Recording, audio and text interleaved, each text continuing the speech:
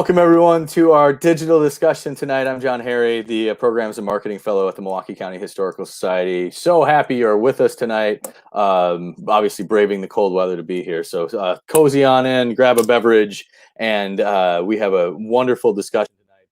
Love of water, a water conservation panel discussion with some local experts on the topic. So that's what's going on tonight. Before we get to that, just want to clue you into some stuff going on at the Historical Society. Like I said, our exhibit, as you saw, our exhibit is Milwaukee, where the waters meet. And so we look at the past, present, and future of water and the history of that subject in the Milwaukee area. That's on display right now at the Historical Center downtown. So make sure you check that out if you want to look at more info, visiting hours, stuff like that. Just go to MilwaukeeHistory.net. Next week's talk, we have our assistant archivist, Steve Schaffer, doing that one. It's the city of Three Rivers. So we'll go into the history of kind of why we're here. As far as the rivers, and then going, of course, into Lake Michigan. So we'll have Steve giving that talk, same place, same time next week. So if you're watching now, you can watch then too, and we hope you join us for that. Tonight, though, we have For the Love of Water. We'll bring Ben Barbera in here, and our panel of experts. And Ben, I'll let you take it from here. If you have any questions, put them in the comments, and we'll get to a Q&A portion at the end. But Ben, it's all you. Thanks, John. I appreciate it. And welcome to everybody who is joining us this evening for this discussion. This should be a very enlightening talk about some of the things that are going on in Milwaukee today to preserve and take care of our most precious resource. One of the exciting things about this exhibit that we put together at the Historical Society this year is that it's not purely historical. I mean, that's an important part of it.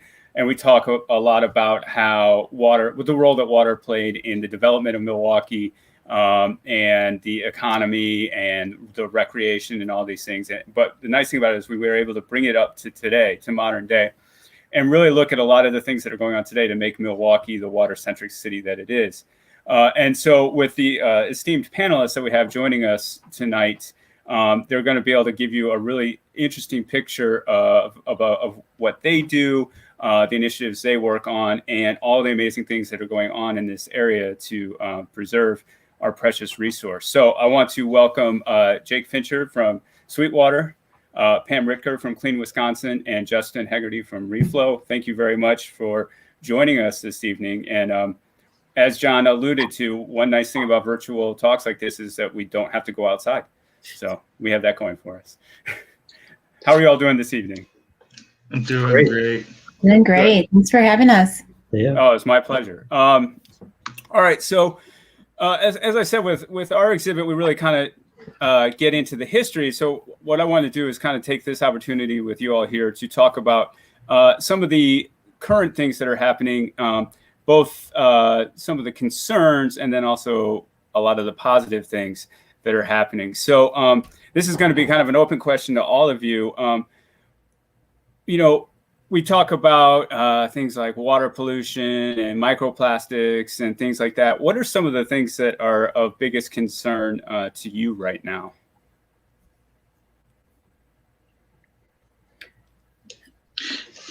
Yeah, so I can take that one.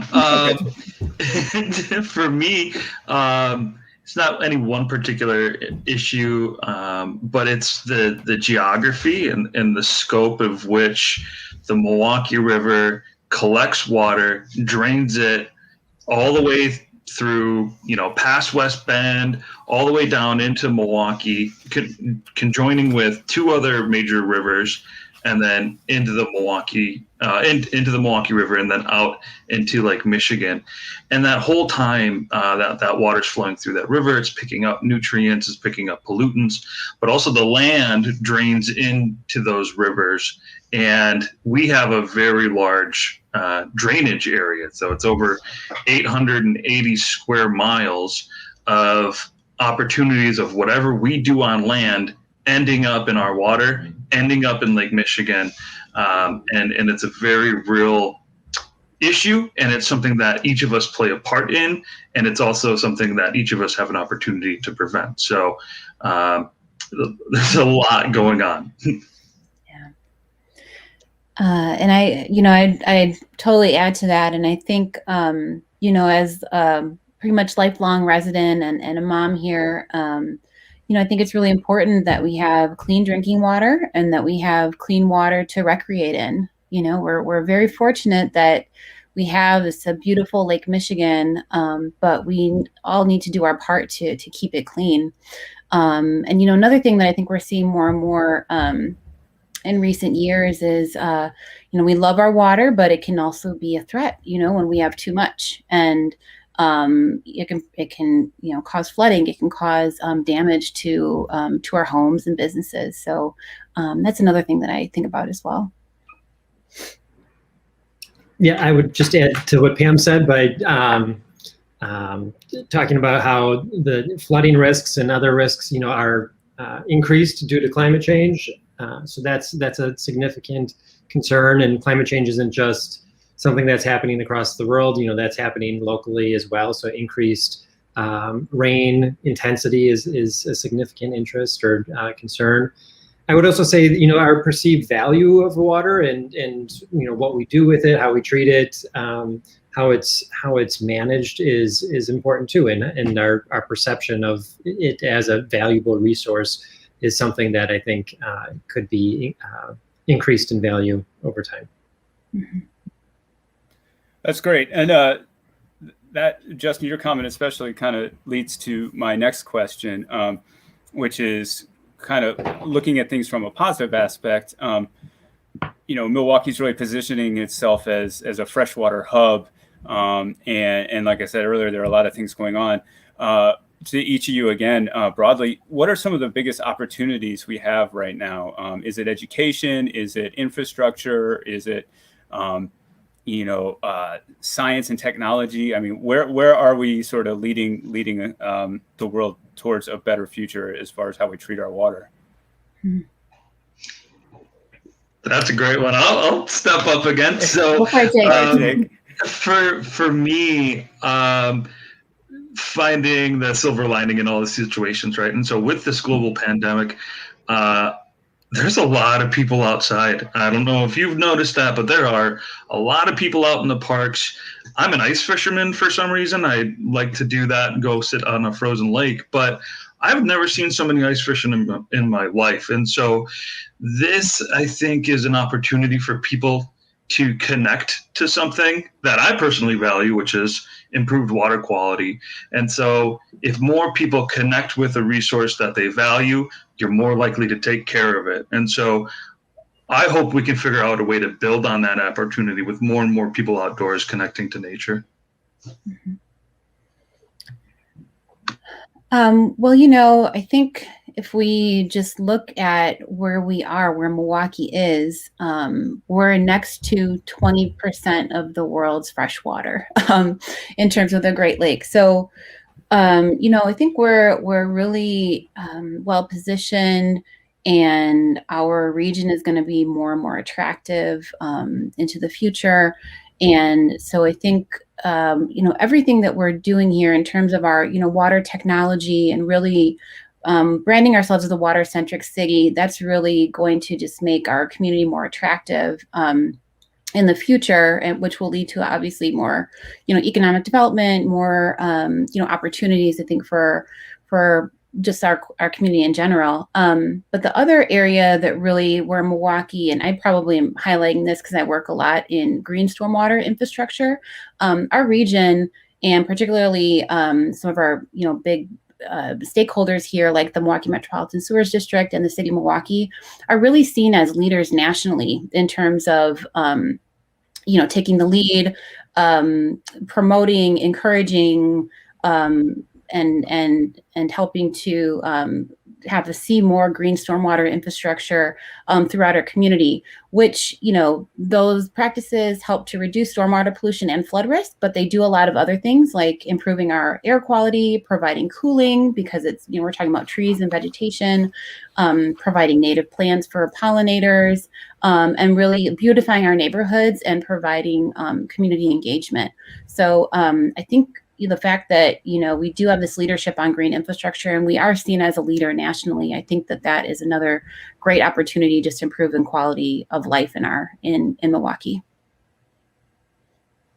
Yeah, I'll build off of that too. So the Milwaukee Metropolitan Sewage District is doing some great things on especially public side green infrastructure and water course work that is really exciting and transformative to our local landscape. And around that, there's excitement around that from the private side as well, and to be able to connect that to School of Freshwater Sciences through UWM, and some of the water technologies that are coming out of the Global Water Center and the Milwaukee Water Council is really exciting as well, and that's all happening in Milwaukee around water.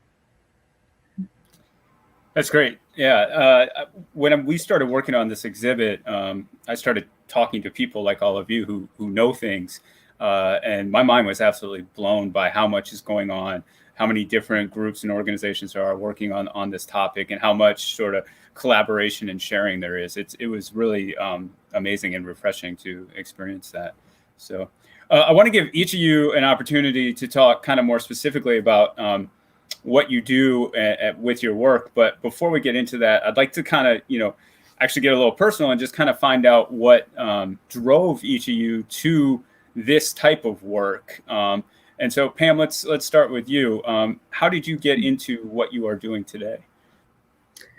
Oh, how far back do we want to go? But I am the granddaughter of I think organic farmers before organic farming was even in the a big thing, a popular thing. So I kind of have that actually farming background a couple generations back, and then my mom is from the Dominican Republic, so I did a lot of exploring of rivers and beaches there, and really kind of gained that appreciation of nature and the care for the land, probably from my family. But in going back to school, I started to really focus in climate change and climate resilience. So a lot of the work that I'm doing now around green infrastructure and things like that are really to deal with the impacts of climate change that we are already experiencing, and then how we can continue to prepare our community and prepare ourselves for what we anticipate will continue to happen. And then, and a lot of the work that I do is really trying to connect more of our diverse and sometimes underserved communities to the water resources that are available, helping people become part of the solution to reducing water pollution in our community. And so that's kind of how I got into what I'm doing today. That's great. How about you, Justin?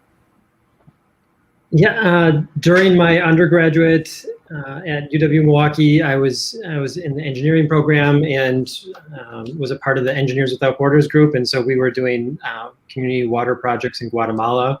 And that, after I graduated, I spent several years working on the private side of things, and then after a few years, reconvened with some friends back from the undergraduate years, and that led us to having conversations around community-based water projects in Milwaukee. And around that time, especially rainwater harvesting for urban ag was of significant interest, and that has since grown into some other programs that Reflo has as well.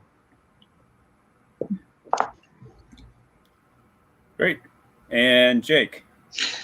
Yeah, it all started in the house that I grew up in, and I grew up near a lake, and I was swimming and fishing and boating quite often. But I went to get my undergraduate degree at UW Whitewater. Wanted to go to business, and then I really couldn't find a major or a career that really fit for me. And so, after quite a bit of stressing, one of my friends came up to me and said, "Hey, you should come check out this water group." So I went to a student chapter meeting of the Water Council out in UW Whitewater, and I learned about this water career and all the different types of careers associated and tied in with water. It really is kind of mind-blowing. all the different career paths. And so never in a million years would I thought that reading about rules and regulations about water quality would just get me super excited to wake up every day and go to work. But it works for me, and I love it. And it's thanks to people who share this common interest of that connection to the outdoors, but also just really great professors and mentors.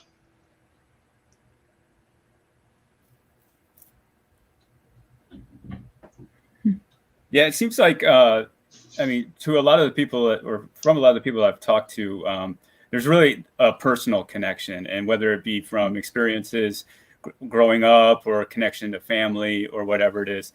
And I feel like that just kind of highlights how central to our lives water is. And I think this is something that a lot of people take for granted. They don't realize, you know, they just, when they want water, they turn on a tap, they get water. When it rains, it goes down the drain. They don't worry about it. When they flush the toilet, it goes away. And they don't think about it. I'll never forget, I moved here from Seattle, and my wife and I were looking to renovate our bathroom, and we went and we asked the hardware store if we could get a dual flush toilet. And the guy said, we don't sell dual flush toilets because we have this giant lake here, so we don't need to worry about it. And so, you know, there's different perspectives, obviously, and clearly what we're trying to do tonight is help people understand how important and precious this resource is. So what I'd like to do at this point is have each of you kind of walk us through a little bit of what you do and what your particular organization does. And we kind of discussed this the other day about how using kind of stormwater as a reference point for people who maybe don't realize the important role that stormwater and dealing with stormwater plays in our lives. So I believe, Jake, we were going to have you start and talk a little bit about some of the geography and so forth for us. Yeah, and that focus is stormwater. You know, before I mentioned all the different career paths, there's, you know, you could get really in the weeds on groundwater, wastewater, but what our organization does primarily is focus on stormwater, so the stuff that you can see for the most part. So we, the Southeastern Wisconsin Watersheds Trust Incorporated, we're also known as Sweetwater. We work in the Milwaukee River Basin, which is shown here. It is all of that, all those colors mixed in together. So there's three major rivers in the Milwaukee River Basin. There's the Menominee, the Kinnickinnick, and the Milwaukee. And each of those drain into the estuary and then into the harbor and then Lake Michigan. And that's all within Milwaukee County here. So that is what you're seeing here is over 881 square miles of drainage. So if it rains in West Bend, that water is coming eventually down through Milwaukee County and out into the river. And so everything that we do on land affects our water quality and eventually goes into Lake Michigan. And what we have unique here to this watershed is the amount of people. So we have a lot of people, the majority of the state population, living within this basin. So there's really unique issues up north in the northern stretches of this basin. You can see that orange, that's agricultural for the most part. And then down in the red, that's urban. So we're two different land uses lended to very different sources of pollutants.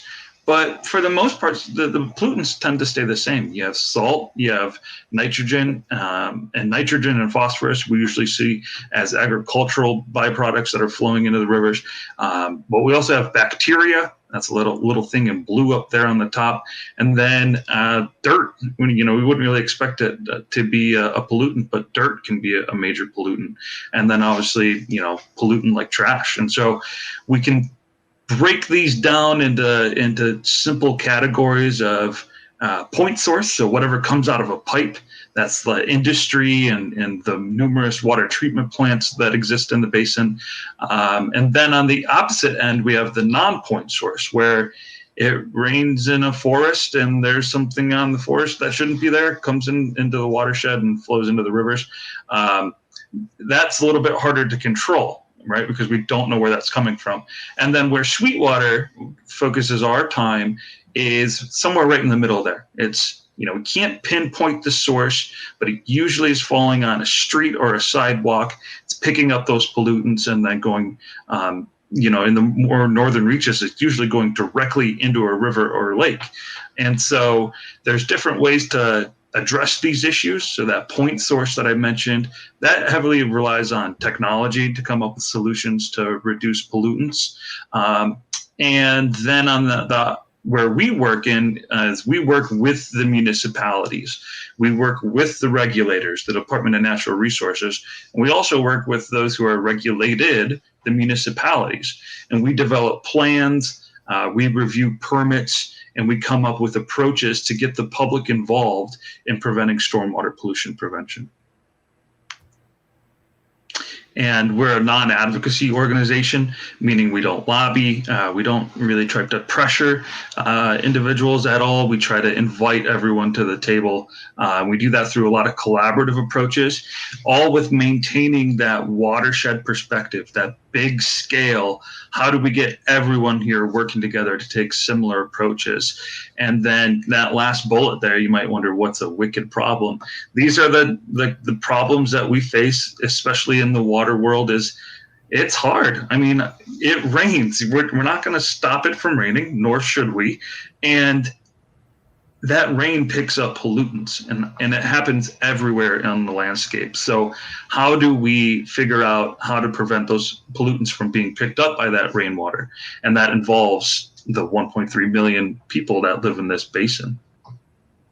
And some of the examples of the programs that we have here, the top two photos, these are for our mini grant program.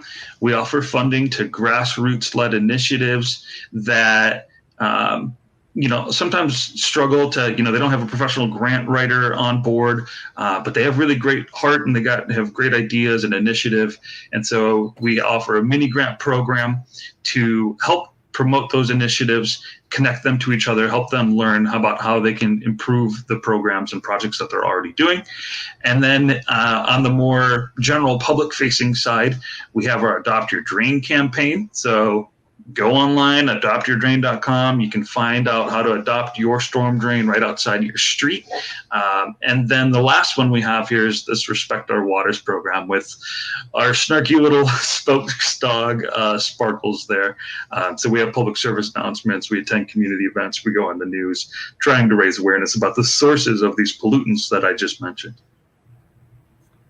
Great.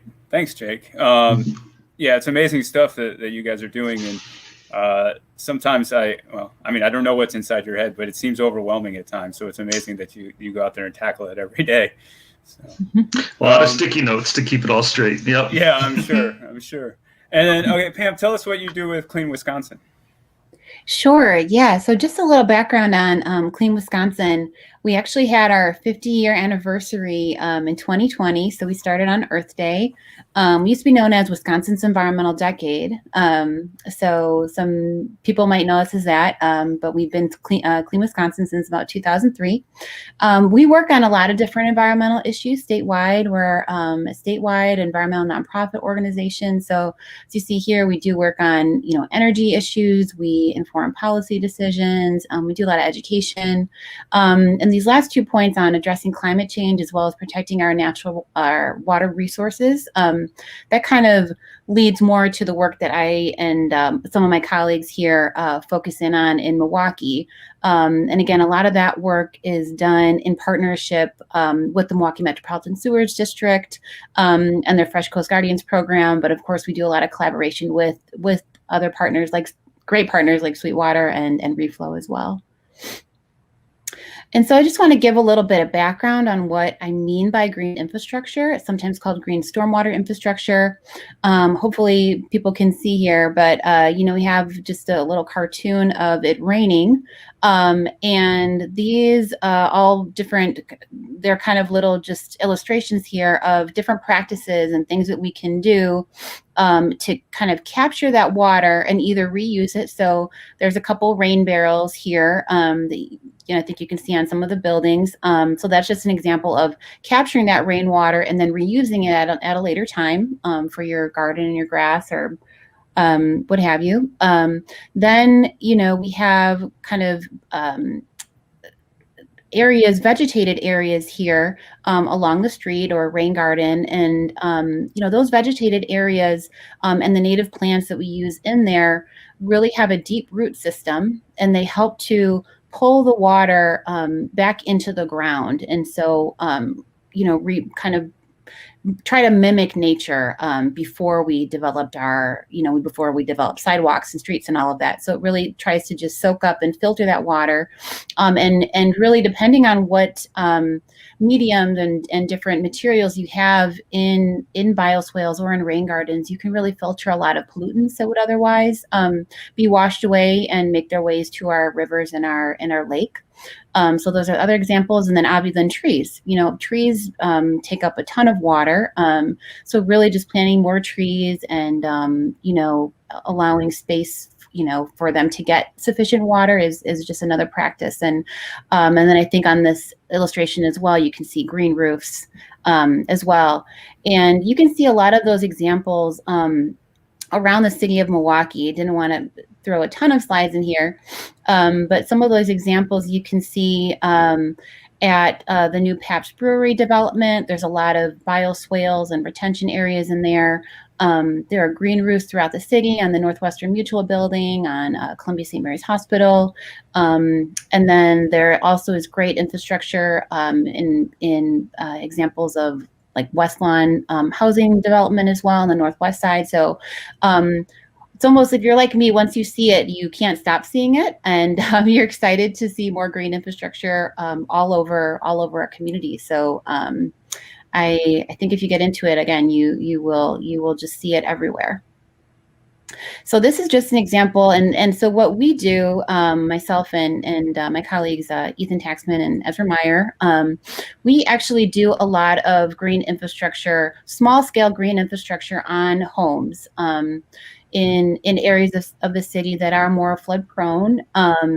And a lot of these small scale practices like rain barrels and rain gardens, can really help to complement larger flood mitigation projects that MMSD has put in and continues to install in what's known as the 30th Street Industrial Corridor area of Milwaukee.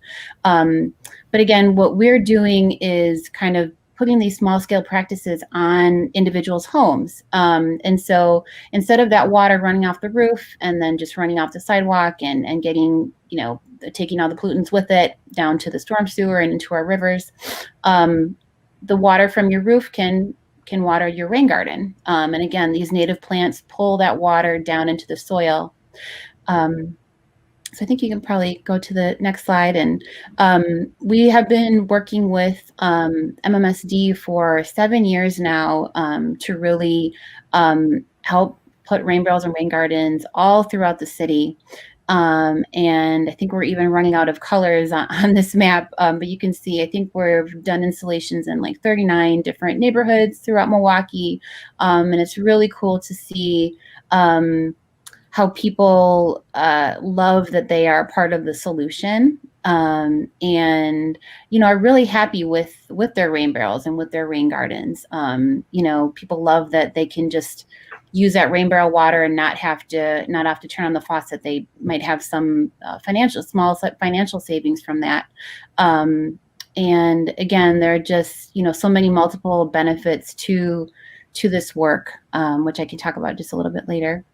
But all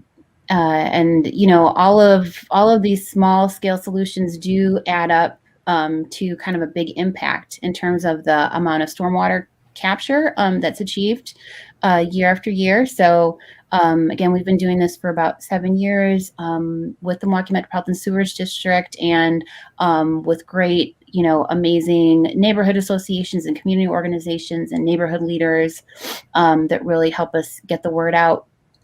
We've put in over 600, helped to put in over 600 rain barrels, think about 53 different rain gardens, so just over 3,000 square feet.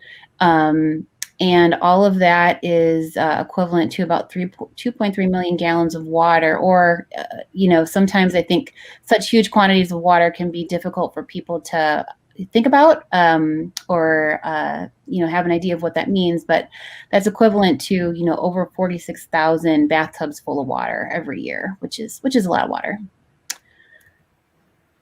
And what's really wonderful about green infrastructure, as I alluded to earlier, you're helping to manage flood risk, and you're helping to reduce stormwater pollution. But there are all these multiple additional benefits. You're using, again, native plants. That deep root system really helps get into our soils. It improves the health of soils. And the native plants are what a lot of our pollinators need to continue to thrive. And I know, we are having challenges, supporting our pollinators like monarch butterflies and bees. So the extent to which we can help to provide these kind of pockets of rain gardens and habitat for them to eat and reproduce in our city is really great. This is living infrastructure, so there are real job opportunities that exist with having to maintain this living green infrastructure. And then, a lot of this is just education, community engagement, just overall improving the quality of life for a lot of our community members in Milwaukee. So I'll leave it at that. Great, thanks, Pam. Yeah, so I have to admit, in my ignorance, I would see these areas where improvements have been made and maybe a bioswale was put in or something like that. And I didn't really realize what it was. I was just like, oh, that makes the street look really nice. But once I started actually researching the topic and realized the functionality of these things, Pam, you're right. Now I can't not see them. Everywhere I go, I say, oh, I know what that is. That's a little rain garden, or that's a bioswale, or look, there's a green roof there that I didn't even realize. So yeah, some of this green infrastructure stuff is very cool. And so on that end, Justin, tell us a little bit about what you do with Reflo. Yeah, so Reflo is a nonprofit in the Milwaukee area that works on community-based water projects. Our mission statement is there. We revolve around strong partner relationships that are equitable and are valuable water projects. So we have 5 program areas here: green healthy schools, rainwater harvesting for urban ag, Milwaukee Water Stories, which is a program area dedicated to really virtual storytelling about water stories, and then innovative placemaking, and we have an internship program as well. Reflo, it's important to us to have a lot of on the ground built projects, and so we've focused a lot of energies around community-based projects that it takes a long time to incubate a number of these projects, a number of these initiatives, but over years they have come to fruition. So if we go to the next slide, I can just I have one slide dedicated to each one of these programs, minus the internship program for today's purpose. But the Green Healthy Schools program is a really great one. Top left is a good picture of what a lot of urban schoolyards look like.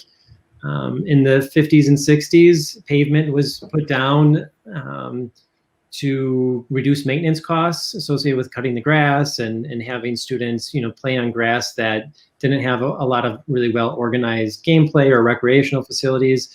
So asphalt was put down.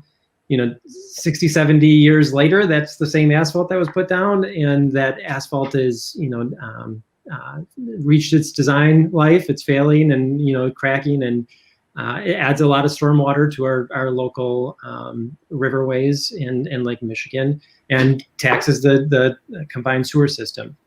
And so, and on top of that, there are social, emotional impacts of all of this hardscape as well. And to Pam's point about the biodiversity of our spaces as well, that's impacted by these large asphalt areas. And so the top right picture is a good example of some of the projects that have gone through recently. This is a redeveloped schoolyard that has a bioswale, again, stormwater, green infrastructure, outdoor classroom features, logs and stumps, tree plantings, recreational climbing features. And these projects are really strong projects. They take many years in the pipeline. This is a good partnership between MMSD, in this case, Milwaukee Public Schools as well, the Fund for Lake Michigan, many partners, the city of Milwaukee as well, and Reflo. And the bottom left is a good example of how students and educators, parents, community members are all engaged throughout this planning process. It takes the process that we've developed over the past several years. It takes about 3 years to go from the picture to the left to the picture on the right, top right, and a lot of that includes a significant amount of stakeholder engagement on a monthly basis. Bottom right is a good example of the Green Schools Consortium of Milwaukee, and that's a good representation of the local networks that have been developed to be able to support greener, healthier schools in the Milwaukee area. And there are a lot of lessons learned that are shared through that network, curricular connections, and a lot of just resource sharing that happens to support bigger, better green, healthy schoolyard projects. Next program area, and this is the one I alluded to before, which is where Reflo started, was around rainwater harvesting for urban agriculture.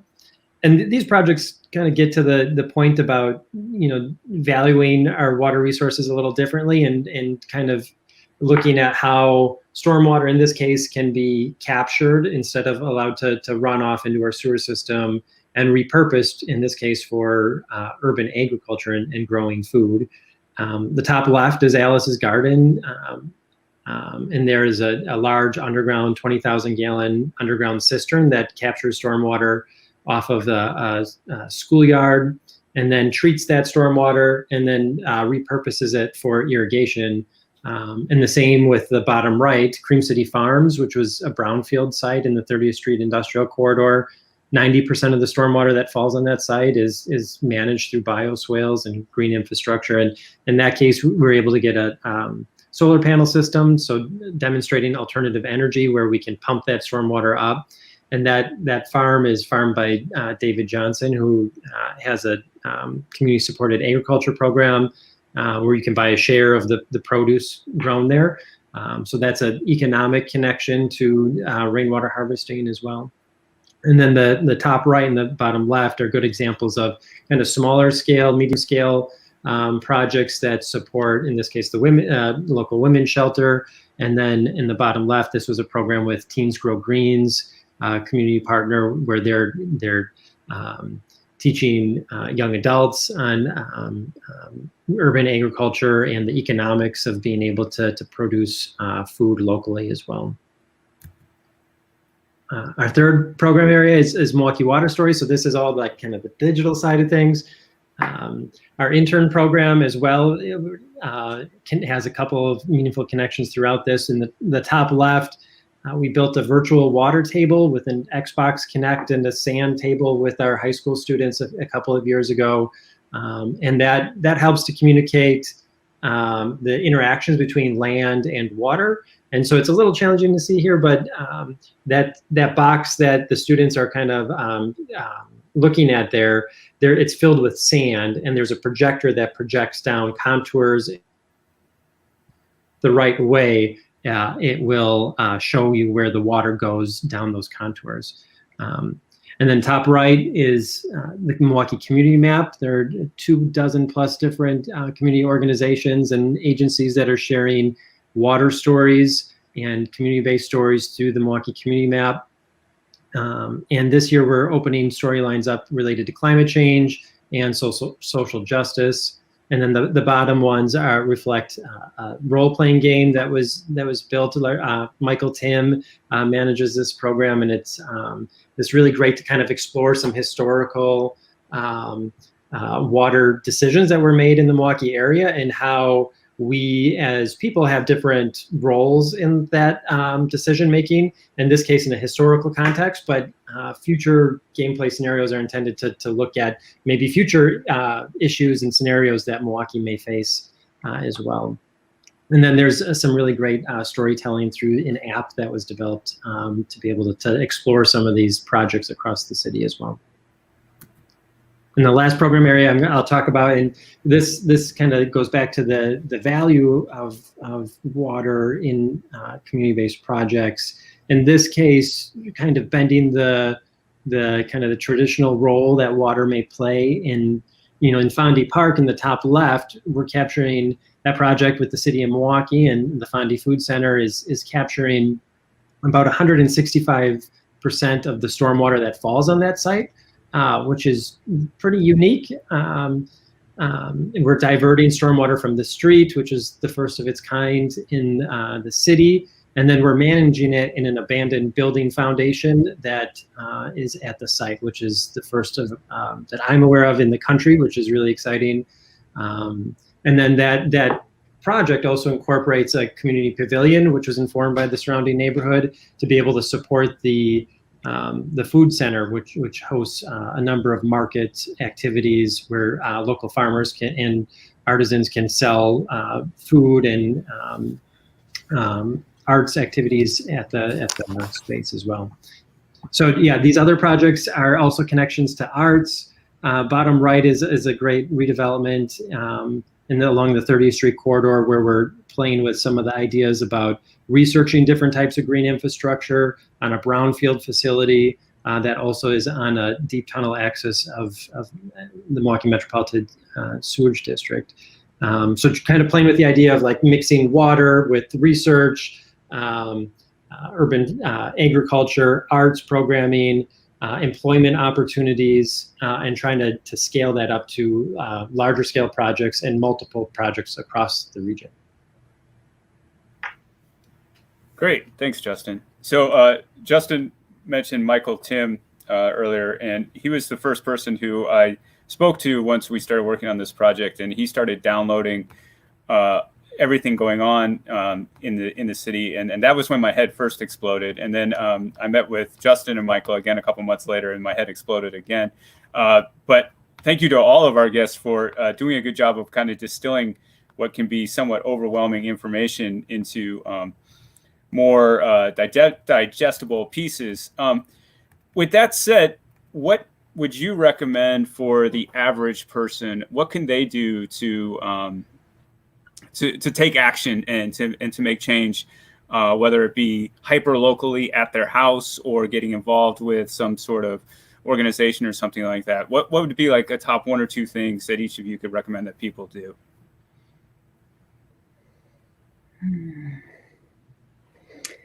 Well, I can jump in. Number one, don't pollute. Don't pollute the landscape, because it's all going to make its way to our waterway. So that I think that's a basic, but it's kind of number one. You can really do there, even though we have this beautiful, Lake Michigan next to us, we do still need to, conserve our water resources, and a lot of times that can be so that we're not putting too much water into the system that can be handled. So it's really important to reduce your water use, especially during big storms. So during a big thunderstorm, that's really not the time to be doing your laundry or taking a bath or running the dishwasher. That's actually time that you don't want to be creating a lot of excess water, which can lead to challenges for the community down the road. So that might be something people don't know as much about. You can also manage water where it falls, again, just through using rain barrels and rain gardens and planting native plants on your property. Again, we have a program specifically in the 30th Street corridor, but MMSD has wonderful resources. I think when we're out of this pandemic, we helped a lot with putting together rain barrel workshops, rain garden workshops at the Milwaukee public libraries, and by attending those, you can actually get a free rain barrel. So if you're interested in that, you can go to freshcoastguardians.com and get on their kind of listserv to learn about those opportunities. And if you're more of a policy focused person and you want to kind of add your voice, support good policies and support good leaders that are taking action and doing the right things around managing our water resources. So feel free to check out Clean Wisconsin's website, www.cleanwisconsin.org. Learn about our programs, and feel free to join our action network. And that's where you can learn about, contacting your legislators about pressing issues coming up that you can add your voice to. Thanks, Pam. Jake, how about you next? Sure. Building off of Pam's first point, don't pollute in the first place, but taking a step even back further from that is just understanding an individual's role in this large watershed that we talked about. You might feel like just one person, you might feel like just one piece of property in a really large city, but every individual action does have an impact on our local waterways, and that cumulative impact can be quite overwhelming. So understanding our role and our contribution to negative effects on our waterways is huge, and it doesn't take much. And all it really needs to happen is just to have that, that one mind-blowing experience where you realize, wow, this water stuff is all connected. I mean, I drop something in the street, it could go end up in a river. That's even if the river's like a mile away. So that is huge. So just understanding our role. And again, a survey that we put out in 2010, about 54% of people thought, water's great and I highly value it. And then it's really up to someone else to clean it up. And then we did a follow-up survey with that. And those numbers changed a little bit. We are raising awareness as a community, as a region, but those numbers are still pretty low. I mean, it is important for good legislation, for good industry practices, but the number one source of water pollution is stormwater pollution. And if you own property, if you live on this earth, you're contributing to that. So that's the huge number one, is just understanding our role. And then the second one is doing something about it. So Pam mentioned some great resources, getting out and volunteering time. Milwaukee Riverkeeper has the Adopt a River program. Sweetwater has this Adopt Your Drain program that's a little closer to your street. Justin has really great resources, and it's just getting involved and reaching out to individuals. And if you know of any small group or organization that's interested in water quality and protecting it, connect them with us here at Sweetwater. We might be able to find a way to support them. So our website is swwtwater.org. You can find my information on there. Reach out and let us know if you have an organization in mind that's doing really great work. They're smaller, but they could use some support. And then, inform your community decision makers about your value, what you value, if you value water quality. That kind of feedback goes a long way for decision makers, and knowing that they have active community members who are willing to put a voice behind that value is invaluable. Thanks, Jake. I would add, I think, just there's a lot of opportunity that is in our region. We have a lot of, really great individuals and organizations that have the foresight and ability to move things forward. Also, we have, as we saw with some of those projects, a lot of opportunity with brownfields and asphalt covered schoolyards and vacant properties. And I guess I would advocate for, the challenge of making it happen and going big, and just kind of thinking, can we do something different? Can we do something better? Can it be bigger? And that line of thinking, I think is a good thing. And especially taking the long view, like the Milwaukee County Historical Society can appreciate for sure, is that things change and it's okay and it can be good. And I think questioning, why there's all of this hardscape, and why is the stormwater running off here, and can we do something better with it? Can it be connected with some other co-benefits? I think that's really exciting to me, and I think I would look at it as opportunities for us all to just think about how can we connect something like water that literally all of us are connected with, through economic means and just environmentally and socially. And there's just a ton of opportunity that just gets me excited, and I'm sure that others would be excited about taking a look at that as well.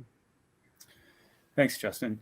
Yeah, I'm sure this was not a brilliant idea on my part, but it dawned on me recently that, when our ancestors settled this area, even the Native Americans, when they first settled this area, we took nature and we started to manipulate it to work for us. And once the Americans and European settlers came, we really manipulated nature to work for us, to the point where we did a lot of damage. And so we took something that was a state of nature and we turned it into a hardscape, basically. And now with a lot of these initiatives, we're trying to kind of, in some ways, restore it back to nature.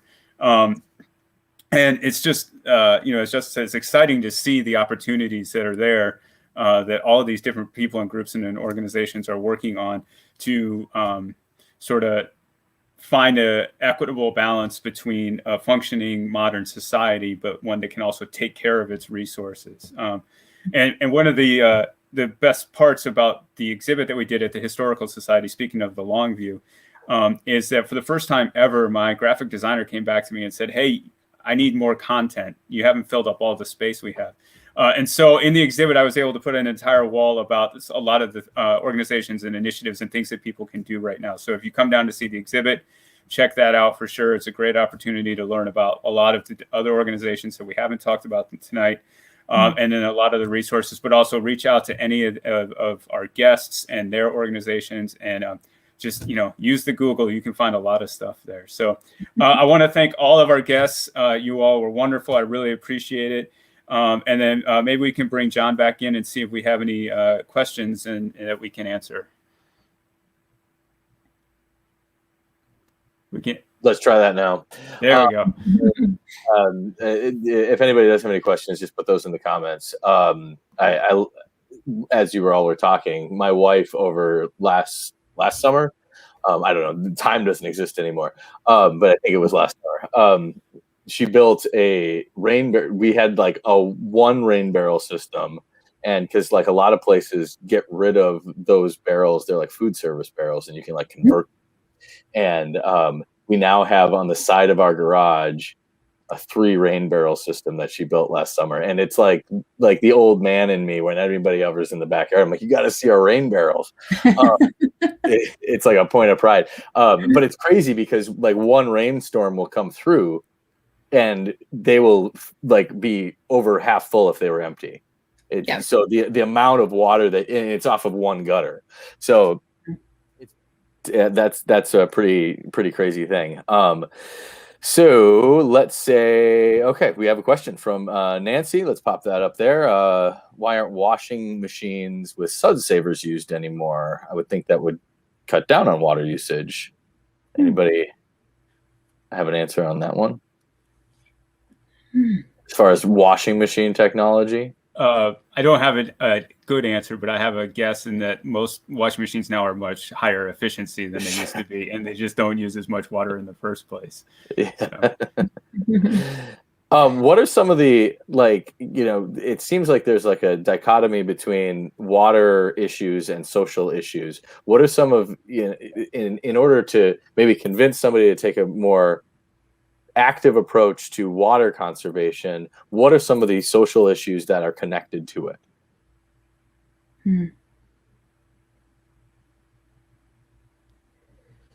Go for it, whoever. Who wants to take a stab at that one? It's a great question. I'll jump in. Socially, if we're talking about, large scale projects, infrastructure projects, especially, public side, that's an economic opportunity. Of course, funds need to be raised, but those are potential jobs and career pathways that could be developed. Also, the more that we can continue to think about the co-benefits of some of these water projects and water infrastructure projects, the arts programming, some of the ecological impacts as well, how they could be connected with other already existing community programming. I think that's really exciting. So there's a social component, there's an economic component, and then the environmental side with supporting, the pollinator species and other species as well. Sure. if anybody else wants to jump in on that one. Well, I think we're really fortunate in this area because I think generally planning has been done, pretty well. But if we look at, let's just look at Houston and Hurricane Harvey. I mean, that is a huge social impact. Building in the floodplain and just overdevelopment and not really, and sorry to any Texans or Houston folks on here right now, but I think we really saw how, that poor planning and not taking account for when this water comes, where it's going to go, that really had devastating impacts on thousands of people. So I think, again, kind of going back to that, that flooding point, that's really where you can have a lot of tie-in with different social issues and making sure that we're just thinking ahead in how we're developing and how we're building our communities, and can we do things in a way that do more mimic nature, and so we're not overly disruptive of the natural water cycle. So I guess I would say that.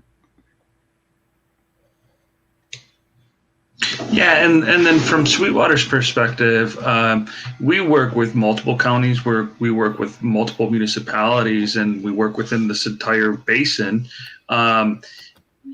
Seeing individuals' relationships change with the river, and having access to that river as well. And so in some areas in the more northern reaches, there can be a tenuous relationship with the river because there is quite a bit of flooding over the banks and causing economic disparities and a nuisance, really.